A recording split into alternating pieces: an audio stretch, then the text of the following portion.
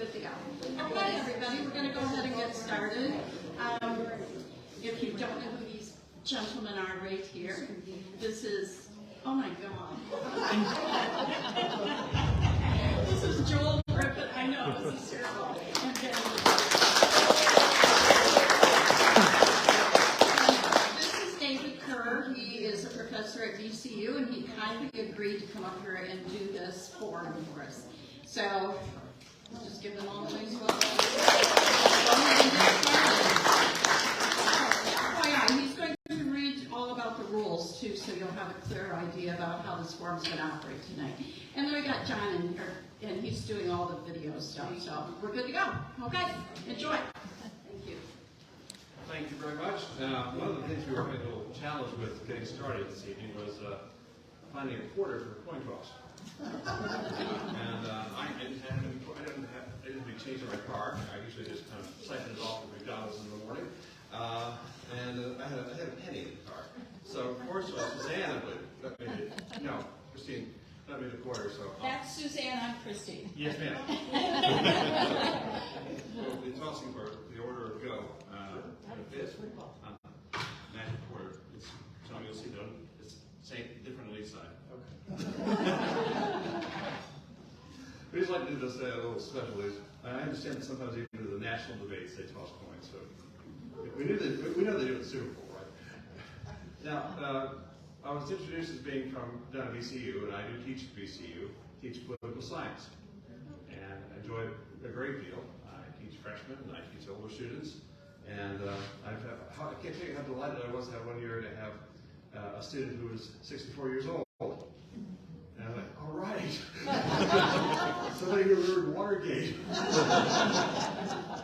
But mostly they're about as old as my shoes. About 19 years old.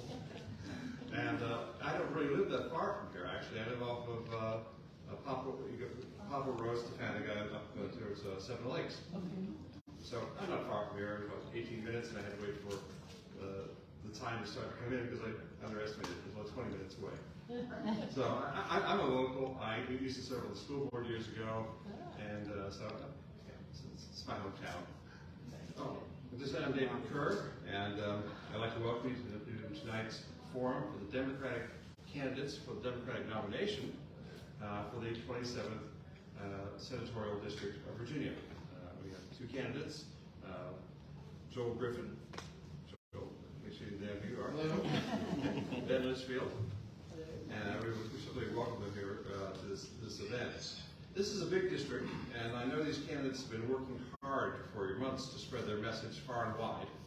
I've seen lots of evidence of that. For that, their ideas and their energy, I'd like to begin by thanking them both for their commitment to the democratic process. Thank you, gentlemen. And most of all, Ben and Joel, thank you for being here tonight. We appreciate it. I would like to begin this evening with a short quote from one of my heroes, Winston Churchill, on democracy. It's one of the first slides I used in my freshman political science course, and it, I think sums up the whole challenge of democracy rather well. This is 24-point type. I'm using glasses. Many forms of government have been tried and will be tried in this world of sin and woe.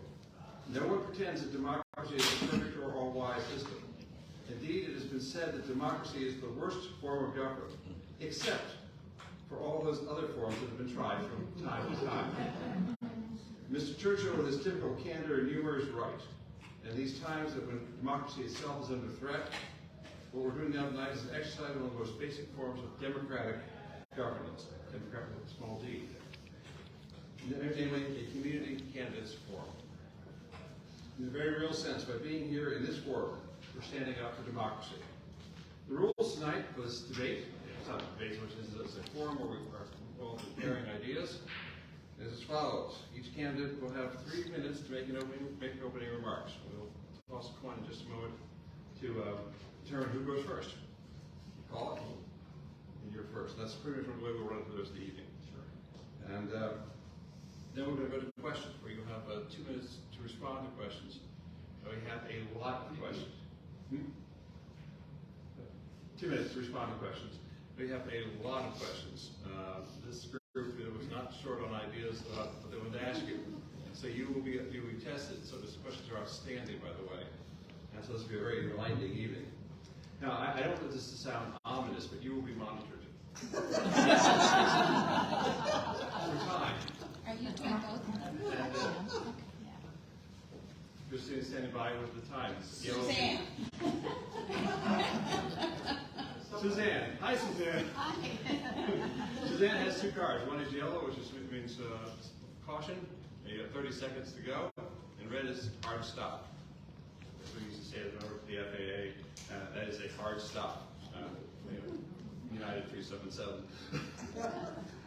And I'm sure you've already been to enough of these events to know how that works. So I will go ahead and we'll toss the coin, and I will move my get the questions lined up over here, because we'll go right after you start. There we go. All right, I can't toss coins from my phone. I have one. I'm going to do my best. It's not meant to be the quarterback who does it in the Super Bowl. All right. Let's see. Heads. And tails. Cool. Bird. Okay.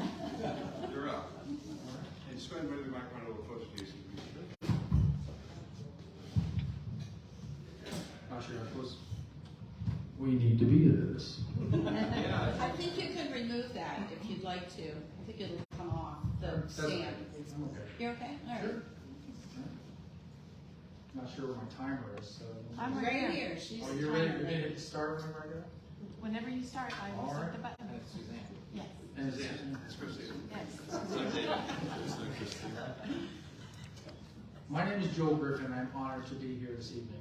It's good to see familiar faces, and for those that don't know me, I wanted to thank you for giving me the opportunity to participate in this forum. My journey to running for state senate to even be here is an unlikely one. I was raised in rural North Carolina, growing up in a family that relied on manufacturing jobs, meant we lived paycheck to paycheck. With two working parents, I spent a lot of free time going to the public library, and this set the foundation for the rest of my life. I left home at 14 and jumped from couch to couch, relying on a network of coaches and teachers to help me navigate high school, and after graduating, I joined the Marines. After 8 years of service and with a degree from Penn State, I went on to a career in government contracting. Later, I founded Riffiant Group, and today I own 9 small businesses in Fredericksburg, employing over 100 people. I'm a staunch community advocate, having served on boards and committees in the region for over a decade. While I'm proud of the work we've done in the community, my heart is with my family. My beautiful wife Jennifer is in the back there. We've been together for 25 years, and we have 2 beautiful daughters, Gwyneth and Ainsley. As some of you know, in 2012, we lost our oldest daughter, Gwyneth, when she was just 13. She had a heart attack at school, and the staff had not been trained in how to provide CPR, nor how to defibrillate her on campus, either of which could have saved her life. We do miss her very much, but my wife and I turned our grief into action in Virginia. We wanted to make sure that parents wouldn't have to go through what we went through. And in 2013, we worked with the General Assembly to pass Gwyneth's Law, requiring defibrillators in high schools, CPR training for teachers and high school seniors. In 2015, we founded our nonprofit Gwyneth's Gift to carry on the mission of the community. And today, we know of 10 lives that have been saved because of Gwyneth's Gift. As we look to November, nominating the right candidate in the Democratic primary is critically important. We all know how much is at stake this fall in the elections for the Senate. I got into this race because we need experienced leadership, and I believe I'm the right person for the job. We are very fortunate that we have 2 great Democrats as candidates, but only one of us can win in November. Throughout my career, I have served and will continue to deliver on the critical issues we face as a Commonwealth.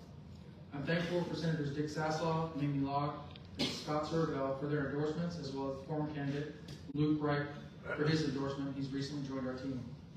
As the next state senator for District 27, I intend to do everything in my power to ensure that we enshrine a woman's right to choose in the Virginia Constitution, to defend our teachers and our students, and I'll use my years of involvement fighting for continued economic development in our region. Virginia's 27th is the most critical seat for holding the Democratic majority in the state Senate. I hope you will support my campaign, whether it's knocking doors or making phone calls. It all certainly helps. Thank you, followers of our Democrats. I look forward to working on your behalf as your next state senator. Thank you.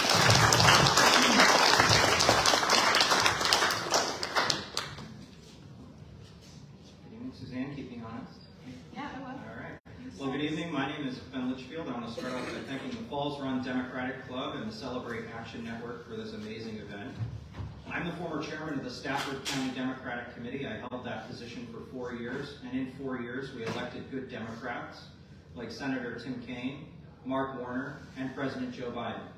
When I took over as Stafford Dems chair, we had 7 Republicans on our Board of Supervisors, and when I left, there were 3. I built a broad-based coalition of parents, teachers, and educators to pass a sweeping anti-discrimination policy in Stafford County Public Schools through a Republican-leaning school board, protecting LGBTQ students and staff from discrimination. This policy is so popular that MAGA Republicans and their extremist enablers in Richmond cannot repeal the policy today. I worked with delegates Elizabeth Guzman and Jennifer Carroll Foy to write legislation protecting tenants that has curbed one of the worst eviction crises in the Commonwealth's history. I'm a consumer protection lawyer. I got my start at the National Credit Union Administration writing rules and regulations, cracking down on payday lenders, making credit more accessible to working families, and expanding credit union membership. I've advised Congress on some of the most sweeping, intricate legislation in this country's history. I worked at the Consumer Financial Protection Bureau, taking on some of the largest financial institutions in the world. I've held the biggest banks accountable for discriminating against working families, preying upon our disabled veterans, repossessing cars as parents were putting their children in their car seats, and exploiting our teachers. I'm running for state senate because Richmond does not work for working families. Unemployment claims go unpaid for months, if not years. I just had a constituent reach out to me this week asking about his unemployment check, and it turns out that a third-party vendor is the cause. Our Virginia Employment Commission knows about it, but won't do anything because they don't have the funding and they don't have the resources. I think that those kind of breakdowns in our social safety net, those breaking of our promises to each other, are unacceptable, and I'm going to Richmond to clean it up. I'm proud to be endorsed by delegates Candy King and Sam Rasool, by Stafford County School Board members Maya Guy, Sarah Breeden Chase, and Elizabeth Brandon Warner, by Spotsylvania School Board member Nicole Cole, by the Virginia chapter of the National Association for Women, by Run for Something, and by several other national organizations. I look forward to a spirited debate on the issues. Thank you for this evening. Let's get to work.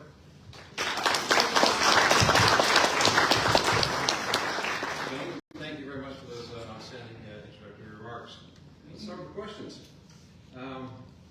First one has to do with the economy. In fact, there's a whole series that bounced on very different topics: the economy, human rights, rural development, and I wish we had one from each as we go down, and as long as the evening allows us.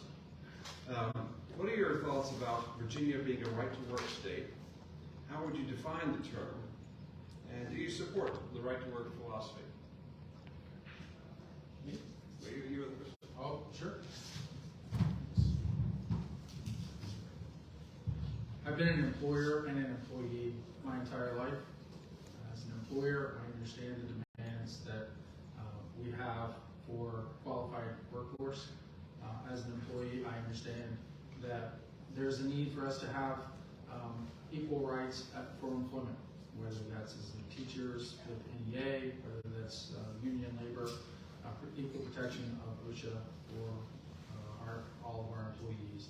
So I do believe in right to work. I believe it's an issue that we need to look heavily at. It's certainly something that, in many cases, it needs to be repealed. I've met with labor, I've met with teachers, I've met with any number of workers who are not provided affordable living wages, and I want to make sure that all of the employees in the district and across the Commonwealth as a state senator are afforded those rights and those protections under the law.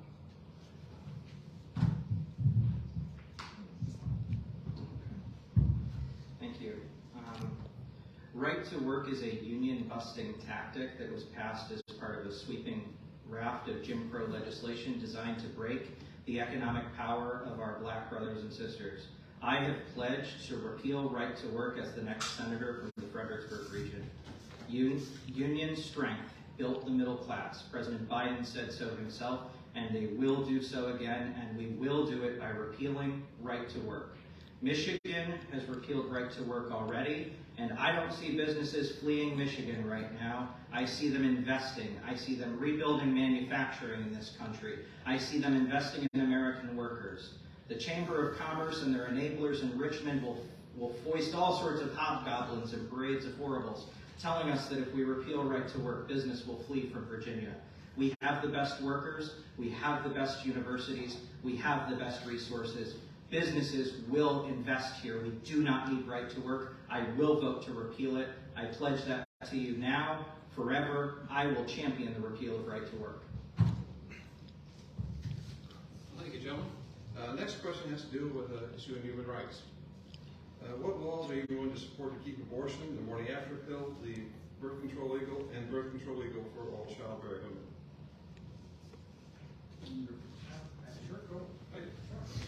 All right. So we'll fall back and forth then. Yeah. All right. Early on in my campaign, I made a public pledge to codify Roe v. Wade and Griswold v. Connecticut into the Virginia Constitution, protecting the right to abortion access, as well as protecting the right to safe, affordable contraceptive care. I also think we need to go further. Right now, we're seeing an alarming spike in maternal mortality rates. My dear friend Jessica passed away from complications from childbirth. I think we need to do more to make sure that prenatal care is affordable. We need to make sure that women who decide to get pregnant and have children have access to health care, and that our babies are born healthy. So I look at reproductive freedom across the spectrum, both protecting abortion access, but also protecting the right to have children if you want them.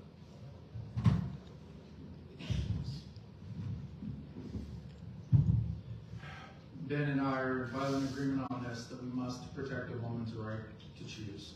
We must enshrine that right in the Virginia Constitution, and we make sure that, without question, that a woman's right is protected.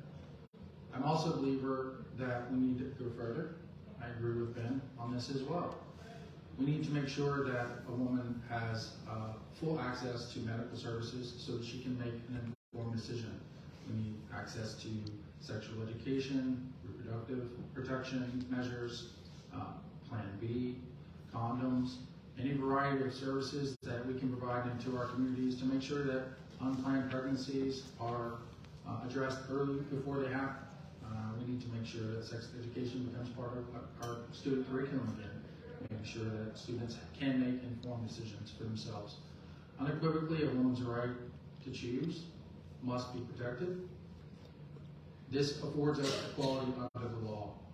Equality for half of our citizens, ensuring that the protections that we provide and that we enshrine in the legislature are things that will protect against other questions of choice of religion, choice of sexual identity, things that we must protect against legislators and being involved and making decisions that are frankly between that individual and their doctor to make those choices.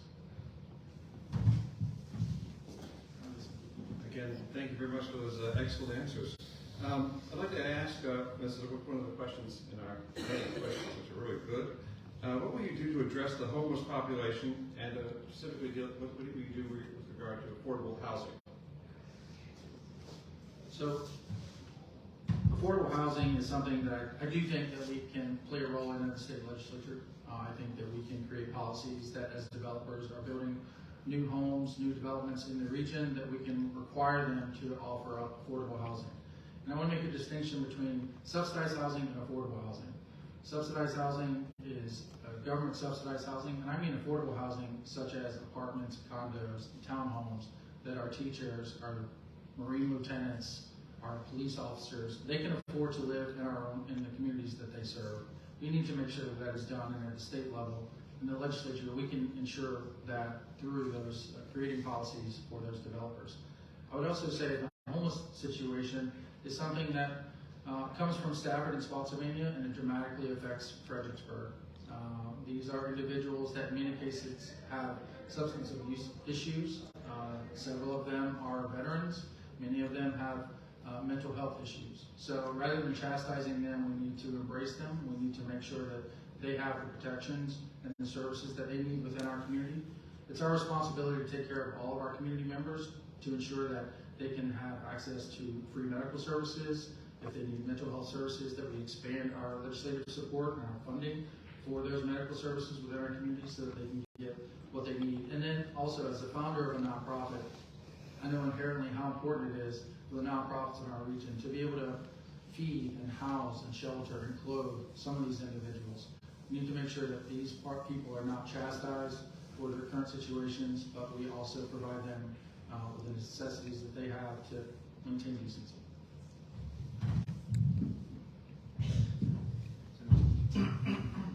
So I agree with everything Joel just said. It's a nice kind of forum where we can agree with one another on most things. I do think on housing policy, I see these two issues as separate but interrelated. I think on the affordable housing front, obviously I support creating incentives for developers to set aside affordable housing, but I think that we can go further. The Virginia Housing Trust Fund is the primary source of funding for our affordable housing providers, like Habitat for Humanity. Fully capitalizing the Housing Trust Fund will ensure that those organizations can keep building houses, can keep purchasing distressed properties and rehabilitating them. I also believe that we need to incentivize localities to set up land banks that can purchase blighted or distressed properties and rehabilitate them for affordable sale. We can also invest in community land trusts. We have these tools in the toolbox already under the Virginia Code. We just need to create incentives for localities to use them. I also believe that we can create incentives where it makes sense for the development of accessory dwelling units, and I'm a big supporter of inclusionary zoning. On the homelessness front, there's an organization in Fredericksburg that is doing fantastic work, Micah Ecumenical Ministries. Megan Cotter is doing fantastic work, creating what she called a Jeremiah community of townhomes where homeless residents in Fredericksburg can live. And what her vision is to have supportive services on site so that these individuals who are chronically homeless can receive the treatment that they need and can continue to be productive citizens. I think that we need to look at taking what Megan is doing and making it statewide policy. We need to invest in plans like the Jeremiah community, and we need to see them as templates for addressing the homelessness problem in our region. Thank you very much. Next question concerns education. Educators in public schools are one of the most underpaid professions and have a great deal of responsibility for educating our children. What are your plans to lessen this burden?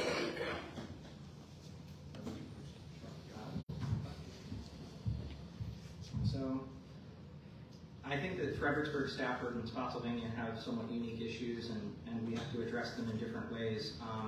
In Stafford County, we're losing teachers to Northern Virginia, so we need to change cost to compete so that we pay our educators comparable wages to what they're seeing in counties like Fairfax, Prince William, and Arlington. We also need to invest in building new schools. I was talking to school board member Maya Guy the other day, and she was saying that we're growing at about 600 students a year, which is roughly the size of an elementary school. We need significantly more funds in the school construction fund in order to build schools. In Fredericksburg, the funding formula actually disadvantages the city. The city has a predominant number of Title I schools, which are high-need schools, and they speak over 31 different languages in Fredericksburg city schools. They have unique issues, but right now the state funding formula disadvantages them, so they're receiving less money than Fredericksburg and Stafford and Spotsylvania, excuse me. In Spotsylvania, I think one of the big problems is what we've seen Glenn Youngkin's plan for the rest of Virginia schools. Banning books, politicizing our teachers, politicizing instruction, dismantling one of the most productive, effective ways of addressing poverty and inequality, which is our public school system. So obviously I believe that our educators across the board deserve higher pay. I would address that in different ways for each locality. I believe we need more funding for school construction, and I believe we need to stop fighting the culture wars in our public schools.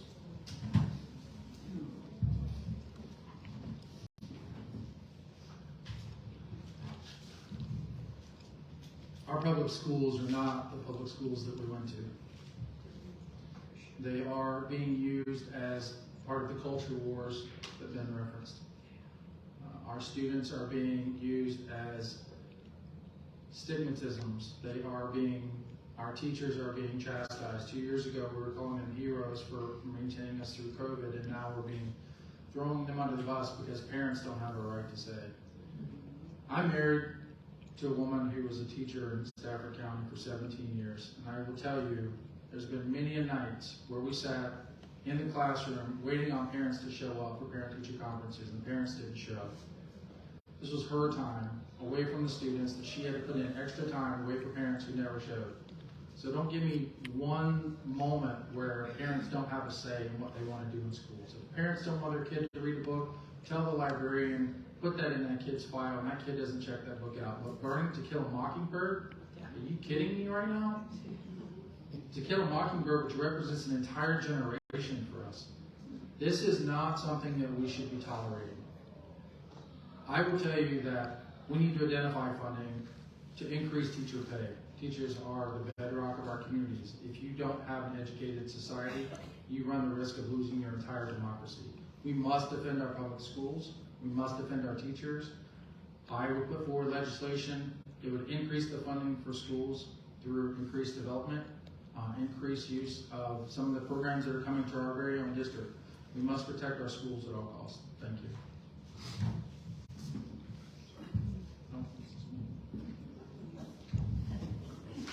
Very good. Well on track. Yeah. This one's a hot topic. What laws would you They all are, Dave. Come on. what laws would you introduce to end the proliferation of guns in the Commonwealth? Waiting periods, closed gun show loopholes. Want to see your ideas? All right, no, it's not big. You'll be that. Listen, as a Marine, I will tell you, I know specifically what these weapons of war can do, and I know that there's no place in our communities for them. We must immediately cess the production of all of the automatic weapons. We must immediately close gun show loopholes. We must end the ability for people to produce ghost guns. This is legislation that we can do right away. This is legislation on day one. We need to also enforce the current legislation that's on the books. There's a tendency for pro-gun sheriff departments to ensure that they pick and choose which laws that they want to enforce, and that's not something that we can tolerate. If the laws are on the books, they need to be enforced. So, emphatically, I'm for banning assault rifles in our communities.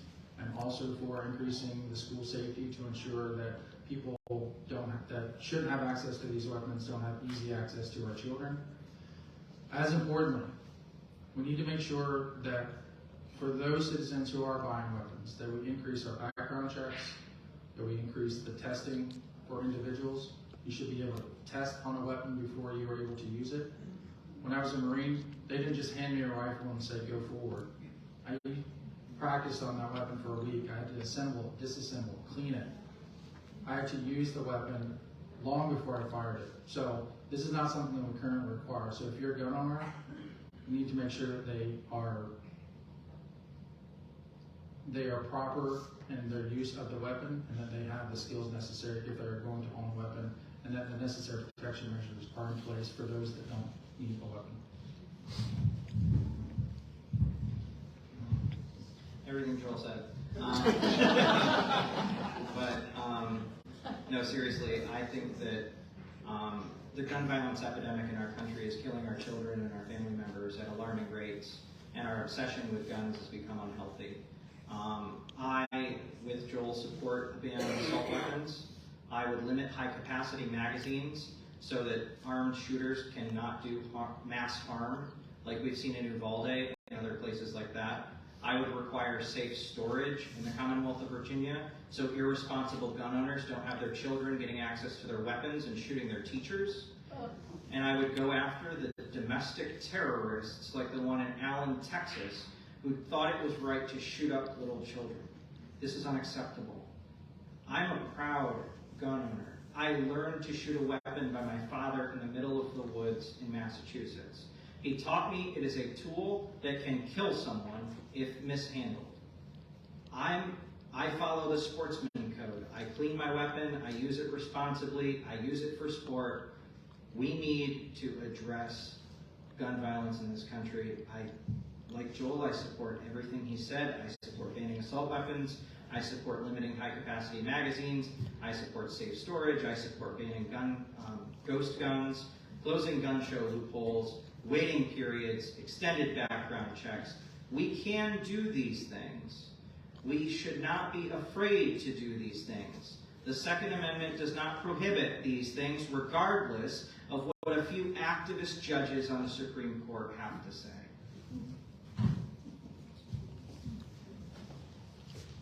Thank you very much. This question is something of a follow-on. It may involve short answers since you might have already answered them, but I want to conclude it.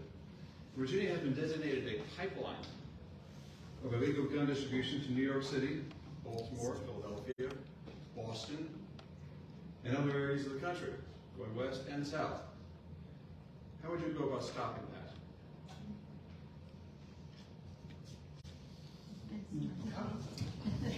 Just thinking, you know. Smoke coming out of these. Now, see, I think that there are a few ways that we can do that. Extended waiting periods so that you can't purchase a weapon and then take it immediately up to another state. I also think that registration of weapons is a good way to make sure that we know how weapons are moving in interstate commerce and around the Commonwealth. There are 2 states right now, I know, New York being one of them, that require registration, and in fact, bullets will be encoded with the registration number of the weapon so that we know who shot the bullet, we know who the weapon belongs to, we can track it, and we can hold individuals who commit acts of gun violence accountable. I think that these are actually pro-law enforcement measures. They aid our police and our first responders because they can get these weapons off the street, they know where they are, they can get them out of the hands of gang members, and it makes it easier to enforce our laws. So I believe that we should register weapons, we should have waiting periods, and that we should also have serial numbers stamped onto bullets when they fire, much like what they do in New York.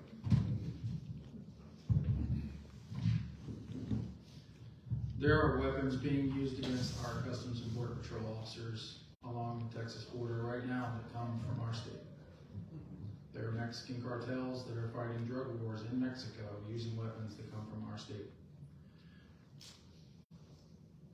Registering the weapon, reducing the amount of weapons that an individual can purchase, tracking where those weapons go.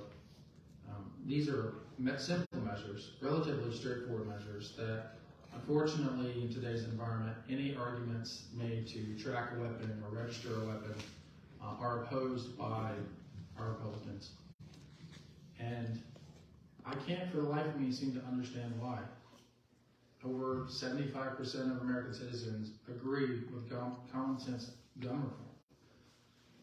We have 2 candidates here who are willing to go in November to Richmond and make legislation actions on day 1 that would be common sense gun reforms.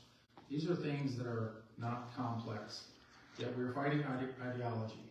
We're not fighting a bureaucracy that's broken. We're fighting legislative agendas. We're fighting politicians who are looking to win over their voters. So that's something that we have to change in terms of getting more Democrats elected in order to affect these changes. And once we do that, then all of the policies that Ben suggested, the policies that I've suggested, these are things that, again, most Americans want, and we have to enact this legislation. Thank you. You did a great job. Next time we need 2 of these. We will work on that. There were 2 points, unfortunately. The next question deals with immigration, and I wanted to ask what laws you would introduce to protect the human rights of undocumented individuals. So again, this is a cultural war. We are being shown every night on television that immigrants are bad, and the last time I checked, we're a nation of immigrants.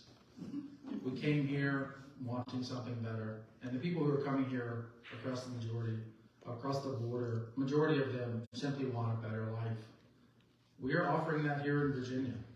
There's an open spot in every window. There's a for hire sign in every window. These are people who are looking for jobs. We have jobs. We need these people in our workforce. They should also be treated with dignity. They should also be afforded the same protections as every other worker. We've talked to labor who talked about stolen wages. We've talked to labor about the fact that these people are afraid to show up to work because they're going to be raided and separated from their families. We need to make sure that there's a pathway to citizenship for these immigrants. They are here. We are not going to round them up. We're not jackboots. We're not going to burn books. We're not going to pull people from their homes and away from their families. That's not who we are in America. We need to make sure that these people are afforded rights, that they are incorporated and created a pathway to success for their own citizenship. They are not chastised for attempting to become citizens. They need to be incorporated into our workforce in a manner in which they are also paying their taxes just like everyone else. And I've talked to many of these workers in my restaurants who apply for jobs, and we talk about, we can't hire you because you don't have the appropriate documentation. And the first question out of their mouth is not, I don't want to be here. The first question is, how do I get the proper documentation? What do I need to do in order to get a job? And so that's what we should be offering as a community, and making sure that there is a pathway for them to become citizens and be productive workers in our jobs.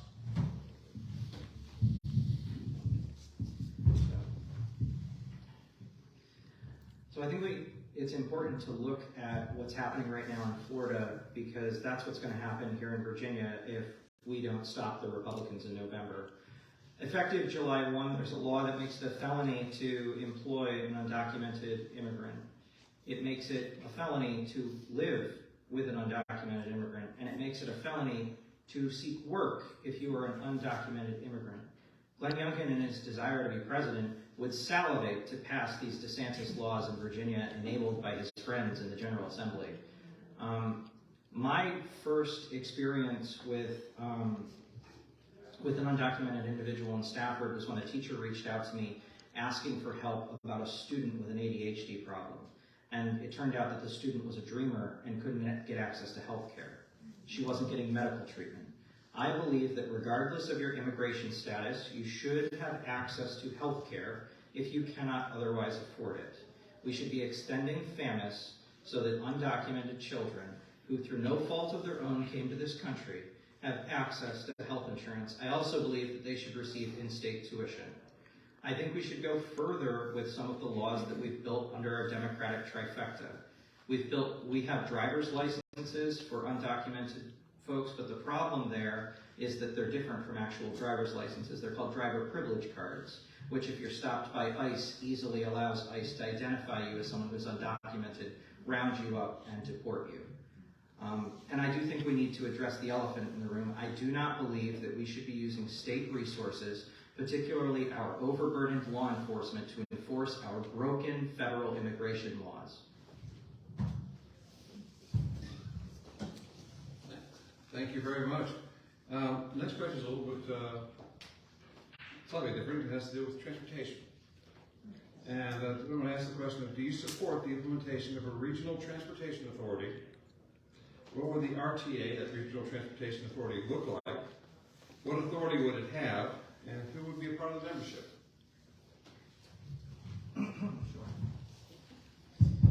So yes, I do support the creation of a Regional Transportation Authority. I think it would look very similar to FAMPO, which is the Fredericksburg Area Metropolitan Planning Organization. I believe that its composition should be elected officials or boards of supervisors.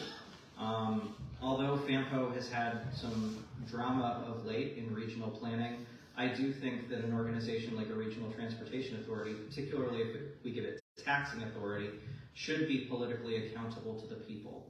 And the people who are closest to the people are our local supervisors. I think that we've talked a long time about a Regional Transportation Authority. It's overdue. We're giving up smart scale funding because we don't have one. We're losing federal transportation dollars because we don't have one.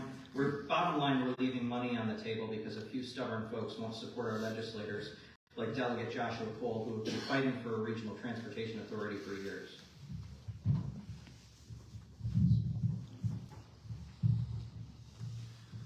I also agree that we need a Regional Transportation Authority.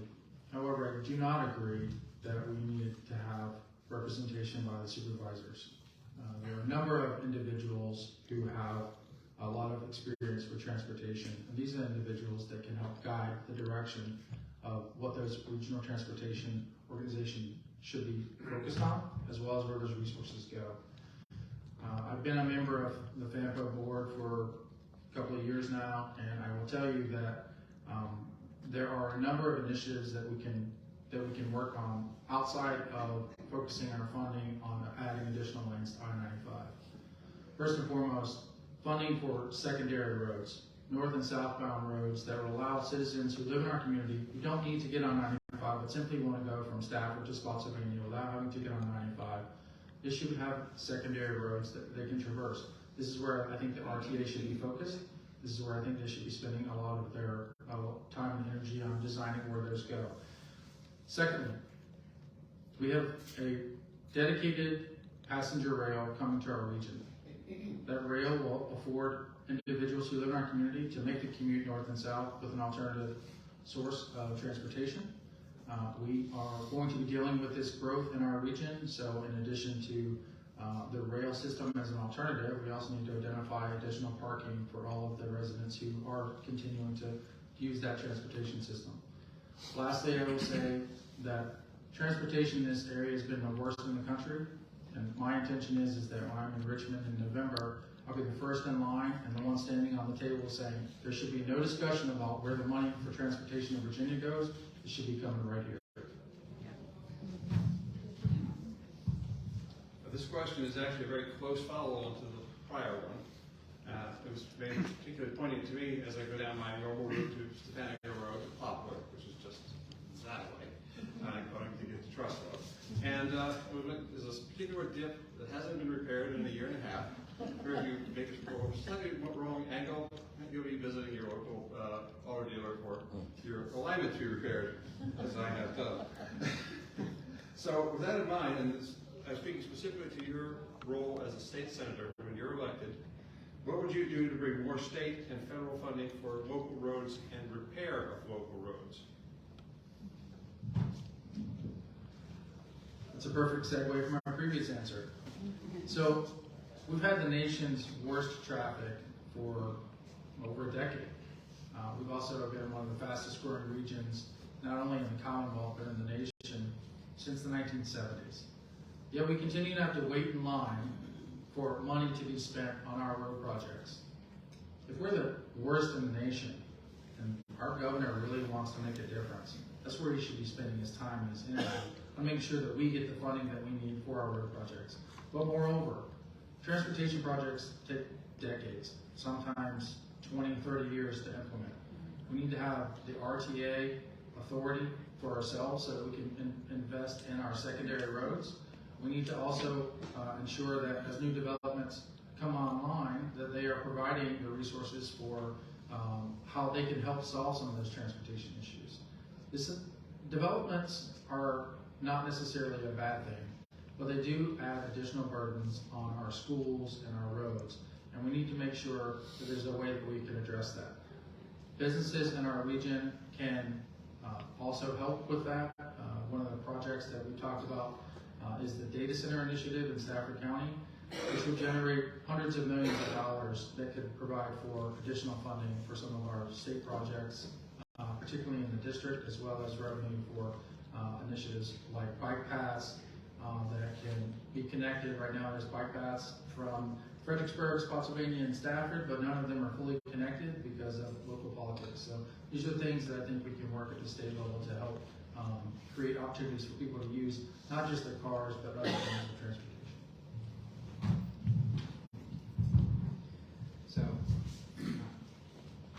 So most transportation projects in the Commonwealth of Virginia are typically funded by Smart Scale because VDOT has responsibility for the roads in the counties. As state senator, I think it's important to emphasize how closely divided our Senate is going to be. This seat will either be the 21st or 22nd seat. It is a majority-making seat, and come budget time, as the state senator from Fredericksburg, we can ensure that there is funding for our roads from Virginia through Smart Scale in order to pass a budget. I agree with what Joel said, that we need to work to reform our Crawford laws so that we're getting more money from developers, so that we have a way to fix our roads and ensure that these problems don't crop up again. But right now we are kind of stuck between a rock and a hard place, and I do think that reforming Crawford laws is going to be quite difficult. considering the considerable influence that developers and their lobbyists have in Richmond. What we can do, though, like I said, is come budget time, pitch a fit unless they throw in some more money for Fredericksburg. They have no problem throwing in money for road projects up north or down south, and I think that they need to put some money right here because this is where the traffic stops. Most of us live part-time on 95, getting to and from work. And so, as the next senator for Fredericksburg, come budget time, you know I'm going to be fighting for more road funding.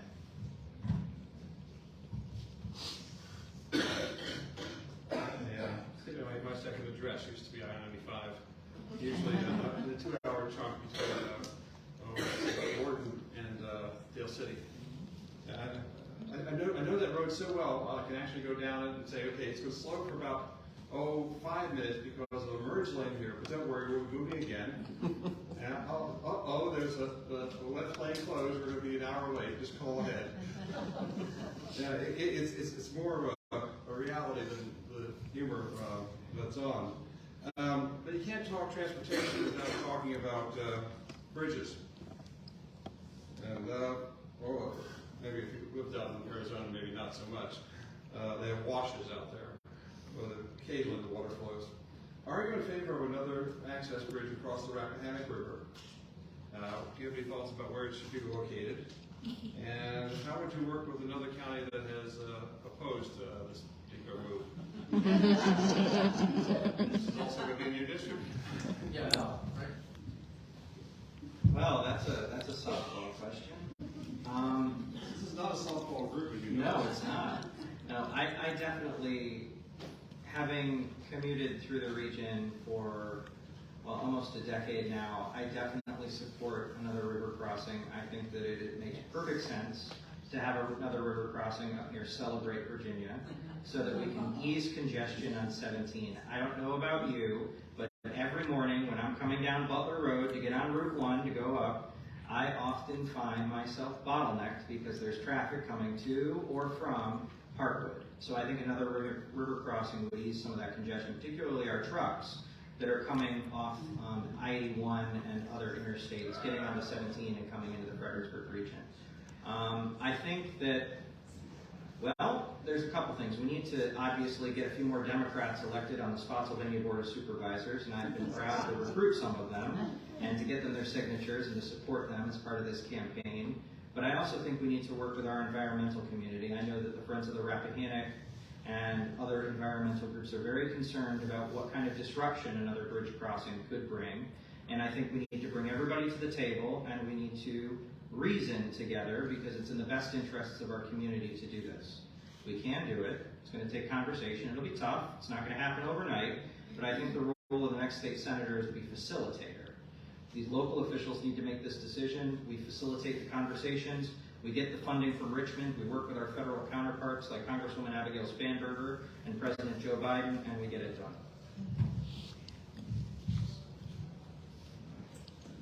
These forums are relatively straightforward, is what he said. You know, the reality is that, you know, Ben and I have different backgrounds and we have different lenses through which we, view life. And for me, bridges are certainly something that aid in the economy of Virginia, ease the transportation congestion. It is something that we can work with our having an environmental conscience about how we protect our rivers. I do think also that it's a matter of national security.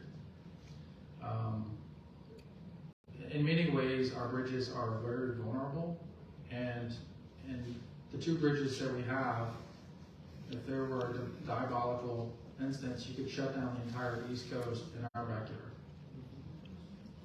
So we need additional bridges to ensure that our commerce can continue, that our flow of traffic and folks who just want to use the interstate have access to it. That's the lens that I look through. I absolutely agree that we need a third bridge. I know there's 5 sites right now that we're currently looking at. I think that as the next state senator, having a voice at that table to determine where it's going to go, because it's going to end up in our backyard, gives us a very loud voice at the table. Thank you. Thank you, Joe. Congresswoman Abigail Spanberger is a member of the House Agricultural Committee and has placed a lot of emphasis in her job representing this area on rural community economic development. As a state senator, your job is to represent the entire state. What would you do to support rural economic development? I will tell you that Virginia's number one economy is agriculture. And that's what's driving Virginia. But what's also driving opportunities for workers coming off of those farms is the expansion of broadband. In my role at Stafford Economic Development Authority, we were able to work with Abigail Spanberger to obtain additional funding where we've expanded broadband to 96% of the residents in Stafford County. One of the first things I would do is, for the entire region, expand broadband. Broadband allows not only for greater educational opportunities for our students in our public schools, but it also allows for individuals who want to live in those rural areas should be able to have access to some of the highest paying jobs in our nation. Being able to work from your home or Class A office space in your area also encourages and fosters restaurant and retail growth because those individuals who have well-paying jobs who are still living in their town, they're now using those amenities at the local level. This is the quickest way to expanding rural economic development. We've seen manufacturing jobs leaving Virginia. We've seen agricultural jobs. Small farms are being consumed into large monopolies. We need to provide our citizens in our more rural areas with access to the 21st century economy, and the best way to do that is through broadband.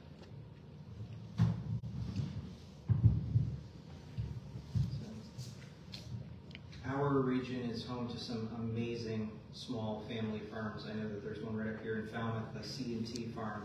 I was talking to the owner the other day at the Fredericksburg Farmers Market, and she was sharing some stories. She was telling me that one of the largest drivers of cost for her and her family is inflation. They are getting crushed by gas prices. They're getting crushed by the cost of feed for their animals. They're getting crushed by the cost of lumber. And so I think one of the things that we can do is provide subsidies and credits to our family farmers. Family farms, from my perspective, is about national security, it's about economic viability, it's about making sure that Virginia is competitive and that we have stable food sources. I also believe that we should invest in incentives for the next generation. Right now what we're seeing is that our family farmers are getting older and they're looking for places to go. They want to retire, they want to literally sell the farm, not figuratively. And we don't really have a process in place to make it so that they can sell the farm to the next generation of farmers. I support community, that's why I'm emphasizing community land trusts as part of affordable housing. We need to create pathways for these family farms to be sold to young farmers looking to be the next generation of food providers. It's part of our food security, it's part of our economic security, and it's part of our resiliency. I think a big thing that we can do to make sure that family farms are profitable is make sure that our school systems are purchasing their goods, their foods from family farms, that our food is sustainably sourced, and that it's local. I think Joel is absolutely right. We need to support agriculture because it's our #1 industry, it's our #1 job creator, and it is one of the prides of Virginia. Thank you very much. And it's not too surprising that the follow-up question this individual had was, what would you do to promote urban economic development? Because your district is both rural and urban. And I suspect some of the answers will be similar to what you just gave, others a bit different. Sure.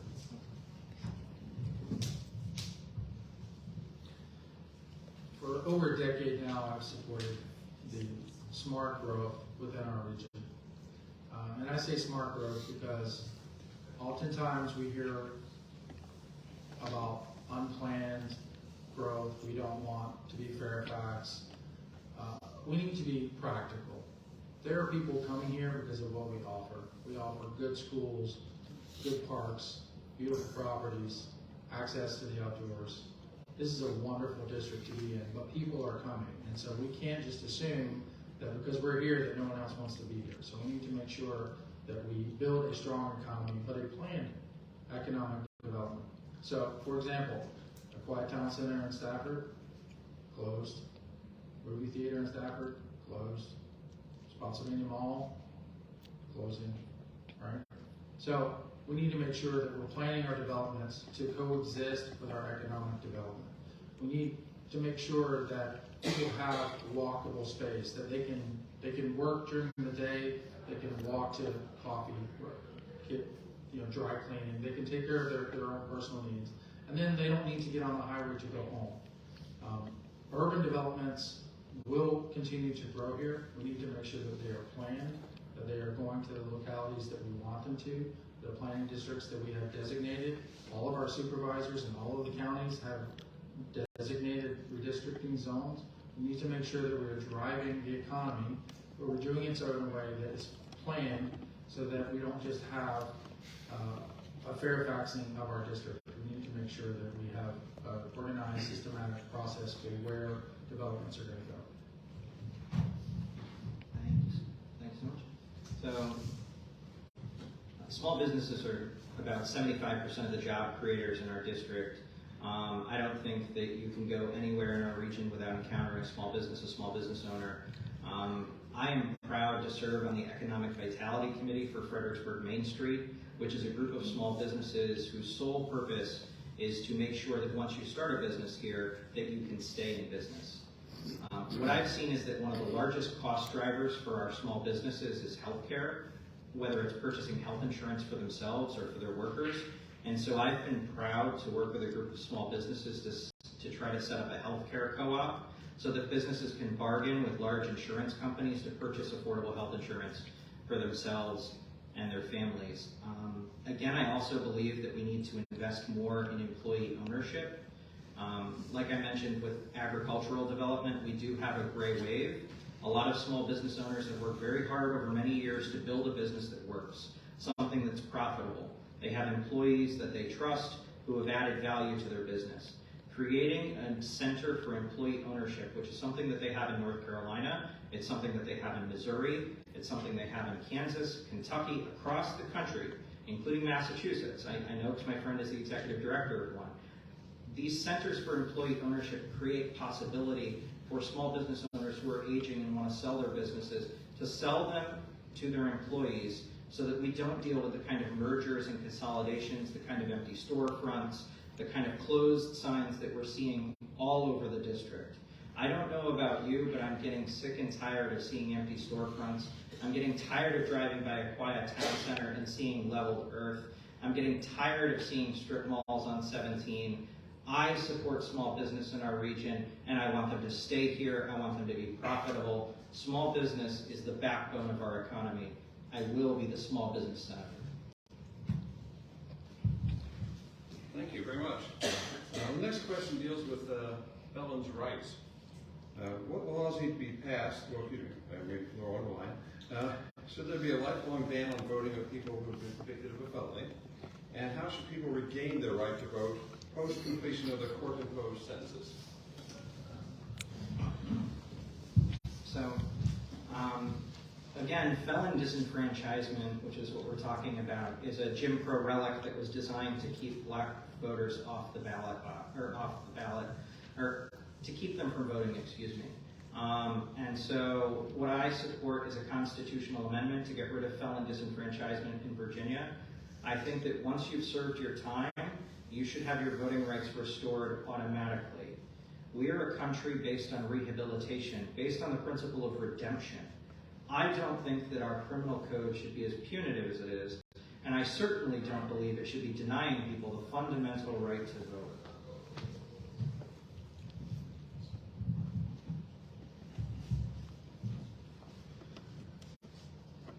If you served your time and you're a non-violent criminal, then you should have automatic restoration of your rights. It's really that simple.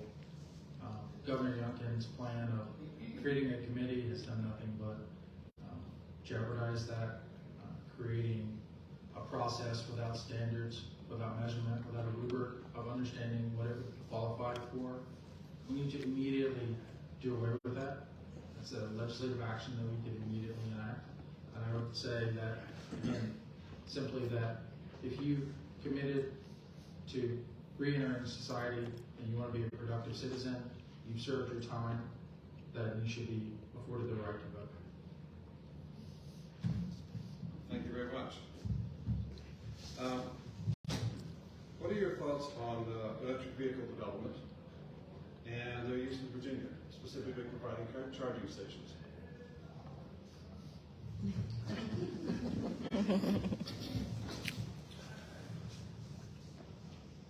I think electric vehicles are certainly something that everyone talks about for having green energy, green solutions. It's friendlier on the environment. But the reality is that the technology still has a ways to go. The batteries, once they need to be replaced, need to be properly stored and taken care of and disposed of. We don't have that capability here in Virginia. Green energy also means that we have vehicles that are huge consumers of electricity. When you plug them into your home, the electricity is still coming from somewhere. So our friends over at Redco and are trying and Dominion are trying to figure out where do we have this energy to come from, right? How do we reinvent our infrastructure in order to accommodate all of these additional vehicles and these huge power consumers? So I'm all for having clean energy, clean cars, fuel efficiency. These are things that we absolutely must do, but we need to take a practical stance on how we're going to address that within our existing infrastructure. I think at the legislative level, we can reinvest in how we are generating power, where those power sources are coming from. We can revisit clean energy sources, solar, wind. These are things that we need to do. We need to be adding additional energy sources to our infrastructure. We also need to update our infrastructure power grid to accommodate all of these new demands. And we also need to be producing better batteries and more efficient technology so that not only are these devices longer lasting, but that we have the ability to properly dispose of them when they're no longer used.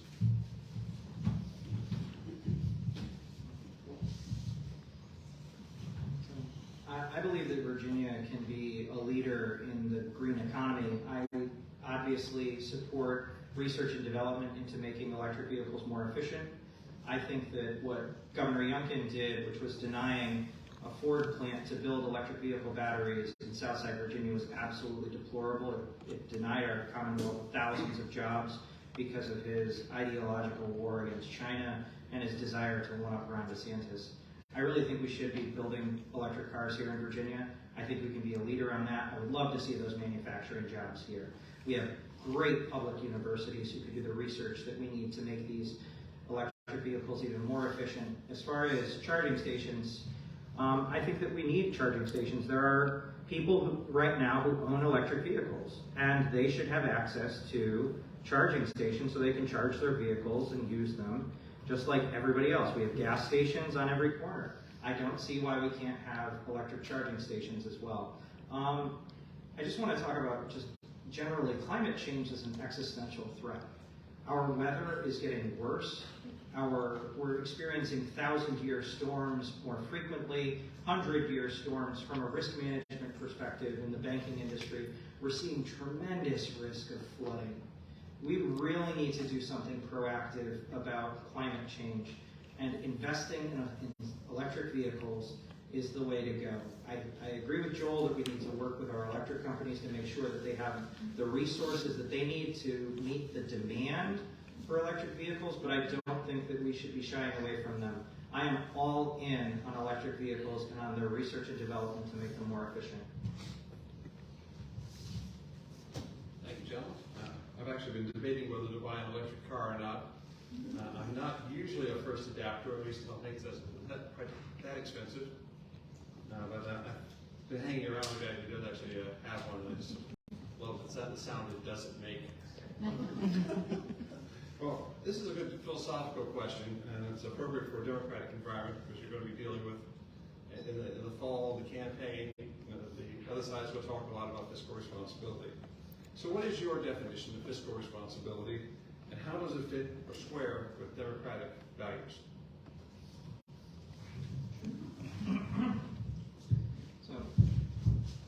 My definition of fiscal responsibility is funding our obligations to each other, funding our public works, and making sure that we have enough resources to fund a strong social safety net.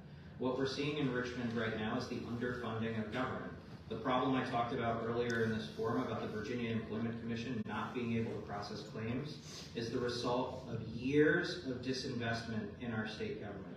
Our state workers are overworked, they're asked to do too much, and they don't have the resources they need because we do not fund our government. I think a fiscally responsible approach to governance is one that makes sure that government can perform its basic functions, that ensures the wealthy, the well-connected, and our corporations pay their fair share, and ensures prosperity for all. And I think that fits well within the mainstream of the Democratic Party. I think we are the party of fiscal responsibility. We're not the party of debt ceiling battles. We're not the party of underfunding government and underfunding transportation and cutting our schools to the bone. We are the party of responsible management of government and responsible management of our obligations to each other. I don't think that fiscal responsibility and the Democratic platform are inimical at all. I think they're perfectly consistent with one another.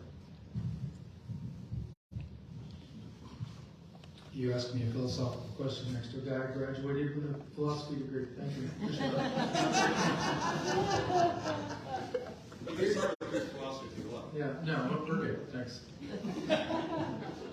So, one of the arguments that we've had in our household is about our children. And I'm the dad who feeds them Mountain Dew and feeds them pizza and lets them play video games until 2 in the morning. And then they're fighting with mom the next day when they have to get up and go to school. I think that's how the Republicans sort of treat the economy, right? They want to get mad at mom every morning because she makes them get up and be responsible and brush their teeth and put their clothes on and go to school. And we in the Democratic Party are very much in that vein. We are responsible for making sure that the bills get paid, right? That we have to be responsible. At the federal level, we see this every day where the Republicans are willing to drive off a financial cliff because they simply don't want to question Trump for 4 years and a 25% increase in our deficit, yet Joe Biden wants to spend some money on public services, and all of a sudden, where's all the money going? I think at the state level, we have to be fiscally responsible. We also need to be practical.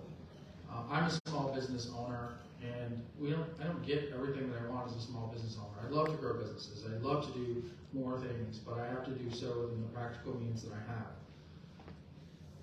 The government has gotten to a point where they're trying to legislate morality, and they're doing so by spending money on services and all of these different programs that have nothing more to do with a legislative body than trying to prevent people from voting and chastise people into certain categories. And we're using the government in a way to harm people, not to serve people. So I want to make sure that from a fiscal standpoint, we are being responsible, we are being practical, we are paying our bills. Thanks.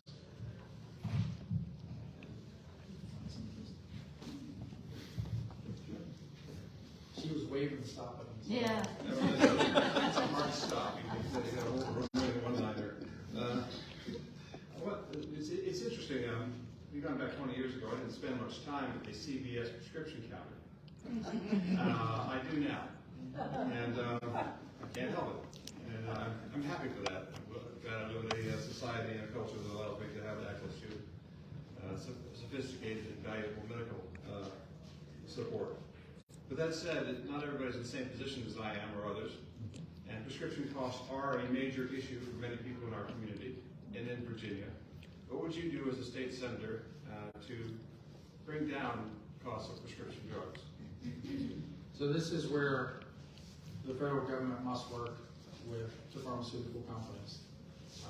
We need to ensure that the price of something as simple as insulin, which has gone up, I think, 800% in profitability, is something that we legislatively can step in and reduce the cost of affordable healthcare medications and necessary drugs for all of our citizens.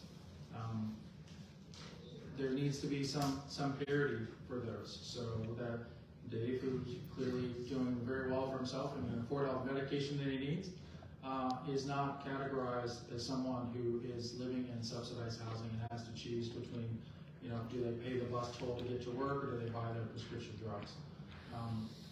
We need to stop using drugs as a method of profit for companies and as a tool for people that are in need of these services.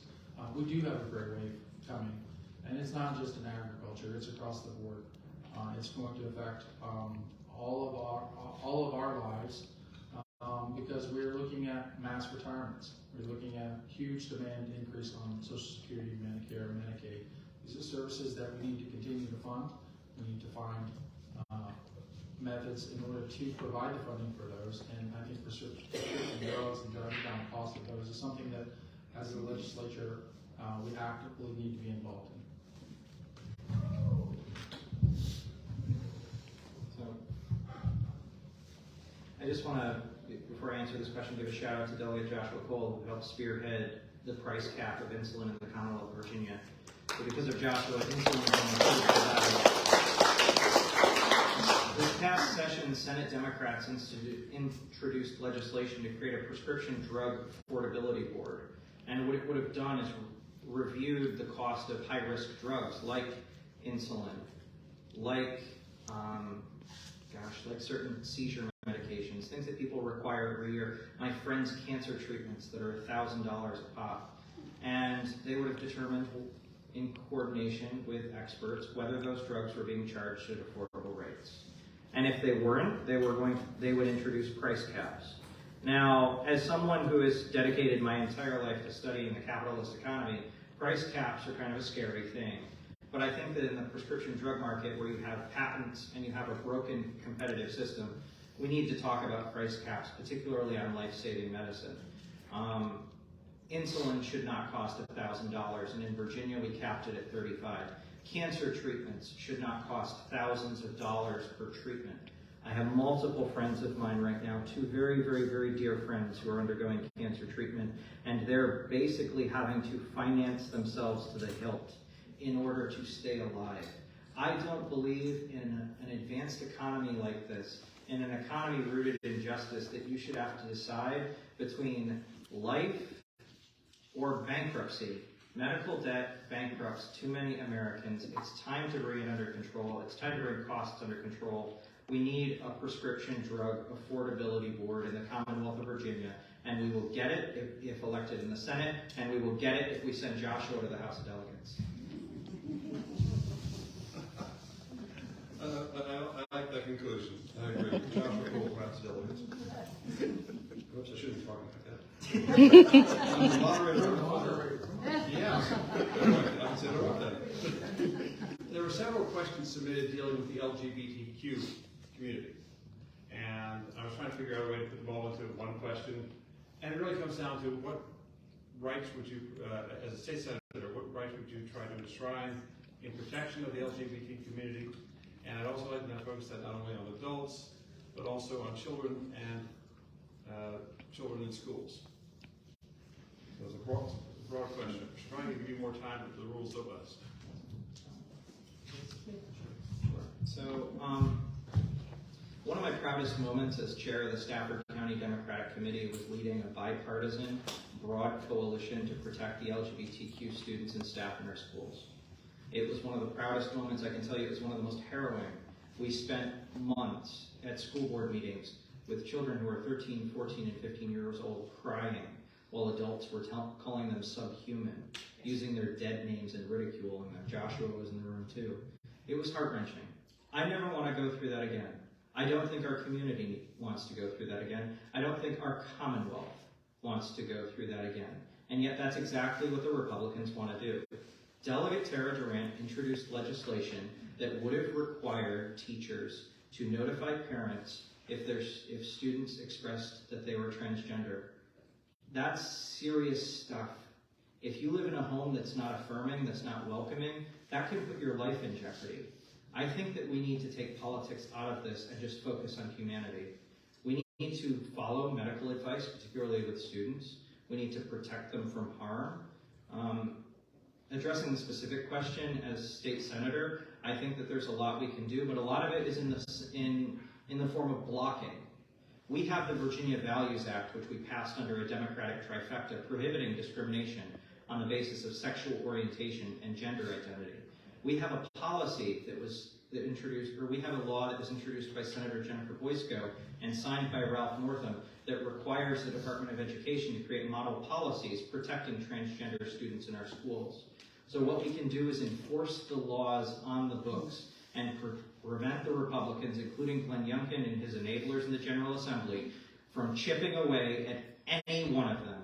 And I can tell you, I will use the moral authority of my office to let all LGBTQ residents in Senate District 27 know that I'm with them in this fight and that I will always be with them.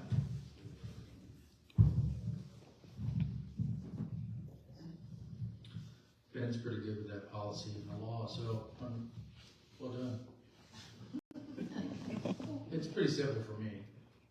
It's equality under the law, period. I don't care what you look like, where you come from. When I was in the Marines, I didn't ask the person in the foxhole with me where your orientation was and who you go home with and what, where you're from. I didn't care. All I knew is that we were all aiming in the same direction.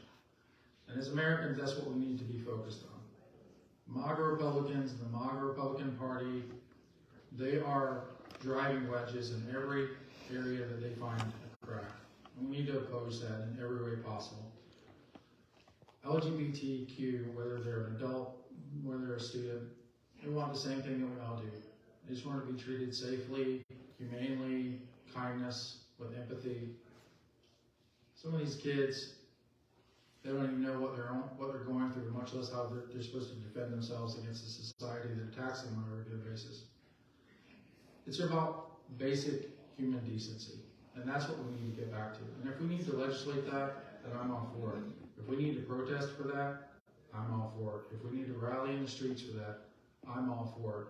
But like Ben, I would defend LGBTQ citizens to the hilt because they are citizens in our district, and I will treat them the same as I do anybody else. If they need support, if they need services, if they need our legislative action, I will be right there for them. And we are coming up on our close. Just one more question I'd like to ask. There's no intermission? We do one after we're done. We get a little chance to make a closing remark. There were several questions that were submitted that dealt with education and race, namely how we teach about the history of race, race relations, discrimination, Civil Rights Act, Civil Rights Movement, and one question specifically dealing with CRT, something that I really didn't even know the meaning of until Governor Youngkin decided to kind of make it a campaign issue.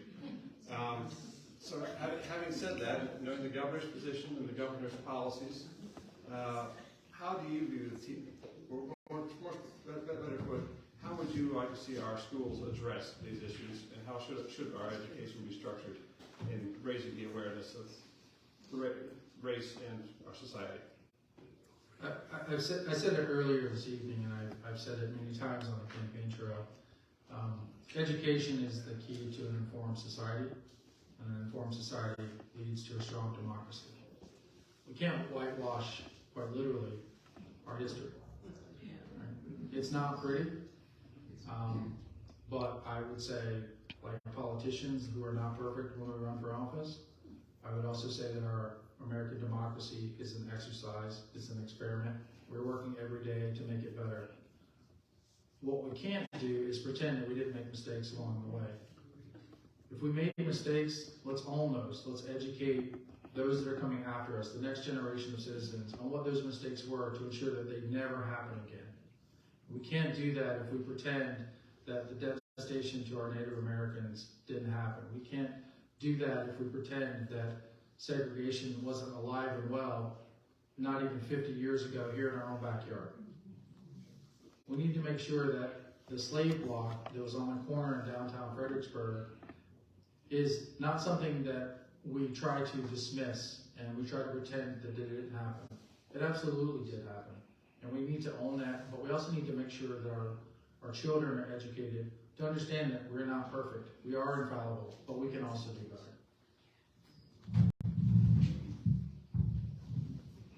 So, I was very proud to lead the effort of a group of teachers, educators, and parents in fighting Glenn Youngkin's history SOL revisions, which do actually whitewash our history and teach our students developmentally inappropriate information. They learn about Brown versus Board of Education, but they also learn about massive resistance. And I think that what we need to do in our schools is to get back to teaching true history. The National Education Association did a poll of parents. These are just across the board, Republicans, Democrats, and Independents. And if you ask them, do you think we should get rid of teaching Martin Luther King in our schools? They say no. But that's what Youngkin and his ideologues want to do. You ask them, and these are Republicans too, if you want to get rid of teaching about the civil rights movement, and they say no. But that's what Youngkin wants to do. Teach about segregation? They think that we need to learn about it. But that's not what Glenn Youngkin wants to do. Glenn Youngkin is afraid about our true history. He's afraid for people to learn who we really are. He wants us stuck in yesteryear where everything was hunky-dory and slavery was just some inconvenient experience. It denies the dignity to the black folks who went through it, who were chattel slaves, who are the descendants of chattel slavery, and who were discriminated against during segregation, during Jim Crow, and during the civil rights movement. It denies the beauty of our country to see an entire movement rooted in wisdom, justice, and love rise up to fight for a better democracy. I think that we should teach true history in our public schools. On CRT, because I know that the Republicans like to scare people about it, I can tell you that I learned about CRT at Howard University School of Law. It's not taught in our public schools. I don't think that it's age appropriate for high schoolers. It's definitely age appropriate in college, but I think that Republicans are just using it to scare and divide us. And what they really want to try to do is eliminate the teaching of true history in this country, and that's not American. Thank you very much, gentlemen. And this we managed to get through most of the questions tonight. And I think you did an able and impressive job in answering them. So personally, I'd like to say thank you.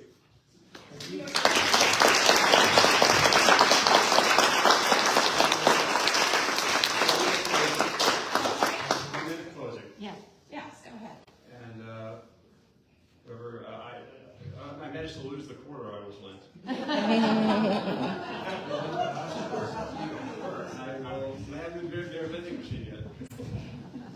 Well, I just want to thank the Falls Run Democratic Club, the Celebrate Action Network, David Kerr, for an amazing event this evening. This is a turnout election. We need to energize the Democratic base, and we need to persuade swing voters who are looking for us to articulate a clear, unified message. Over the course of my campaign, I've seen that happen.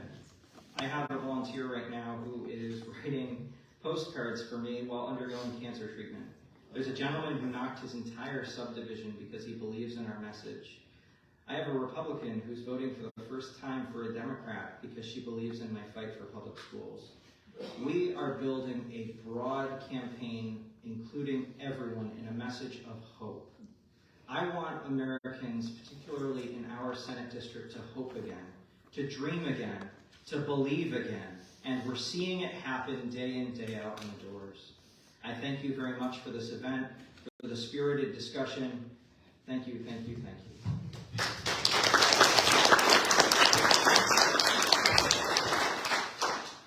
Thank you, everyone, for having me this evening. I've only been a politician now for about 9 weeks, so figuring this out.